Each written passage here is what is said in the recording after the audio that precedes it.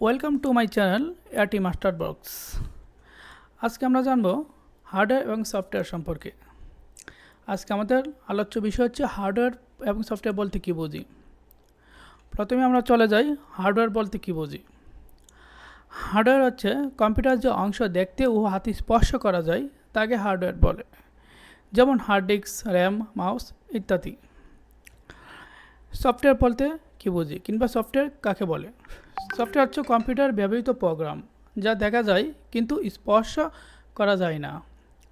কম্পিউটারের হার্ডওয়্যারকে কাজে লাগিয়ে সফটওয়্যার চলে বা কাজ করে, যেমন Microsoft Word, Photoshop, Google Chrome ইত্যাদি। এমনকি মোবাইলের বিভিন্ন অ্যাপস যা রয়েছে ওই অ্যাপসগুলো সফটওয়্যার। সো সফটওয়্যার হচ্ছে কম্পিউটারের বিশেষ একটি অংশ যার মাধ্যমে কম্পিউটারের বিভিন্ন প্রোগ্রামিং কাজ চলে।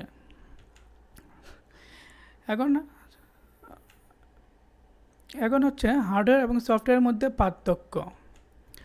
তো চলুন জেনে নেই পার্থক্যগুলো কি। হার্ডওয়্যার কম্পিউটারের বাহ্যিক অংশকে হার্ডওয়্যার বলে। কম্পিউটারের বাহ্যিক অংশকে হার্ডওয়্যার বলে। সফটওয়্যার কম্পিউটারের প্রোগ্রামকে সফটওয়্যার বলে। হার্ডওয়্যার দেখা যায় এবং হাতে স্পর্শ করা যায়। সফটওয়্যার দেখা যায় কিন্তু হাতে স্পর্শ করা যায় না। হার্ডওয়্যার তৈরি করতে হলে সফটওয়্যার সম্পর্কে ভালো জ্ঞান থাকতে হয় বা ভালো জানা থাকতে হয়। সফটওয়্যার তৈরি করতে গেলে হার্ডওয়্যার সম্পর্কে ভালো না জানলেও চলে, তবে কিছু তো অবশ্যই জানতে হবে। Hardware RAM, hard disk, mouse, speaker ইত্যাদি। সফটওয়্যার উদাহরণ Windows, Microsoft Word, Mozilla Firefox, Google Chrome ইত্যাদি। এবং আমাদের বহুল ব্যবহৃত বিভিন্ন অ্যাপস রয়েছে সফটওয়্যারের মধ্যে, যেমন ধরেন ফেসবুক, ইউটিউব এবং বিভিন্ন গেম। ঠিক আছে, তো এগুলো হচ্ছে সফটওয়্যার। হার্ডওয়্যার দুই প্রকার, ইন্টারনাল হার্ডওয়্যারগুলো কি আমরা একটু দেখে নিই এক নজর। ইন্টারনাল হার্ডওয়্যার হচ্ছে মাদারবোর্ড, প্রসেসর, হার্ড ডিস্ক, তারপর রয়েছে আপনার কুলিং ফ্যান।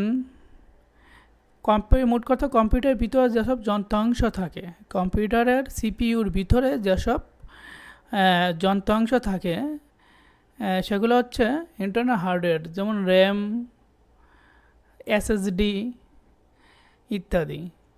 এখন আমরা দেখি এক্সটার্নাল হার্ডওয়্যার কি। এক্সটার্নাল হার্ডওয়্যার হচ্ছে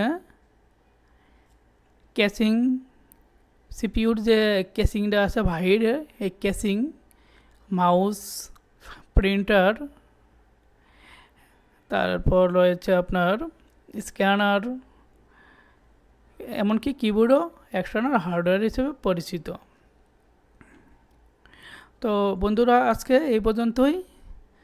তো এই চ্যানেলটিকে সাবস্ক্রাইব করতে আপনি ইউটিউবে গিয়ে উপযুক্ত দেওয়া লিঙ্কে প্রবেশ করুন এবং চ্যানেলটি সাবস্ক্রাইব করুন, অথবা ইউটিউবে গিয়ে আপনি যদি এটি মাস্টার ব্লগস লিখেন তাহলে চলে আসবে আমার এই চ্যানেলটি। পরবর্তী ভিডিও পেতে চ্যানেলকে সাবস্ক্রাইব করে বেল আইকনে ক্লিক করে রাখুন। ধন্যবাদ।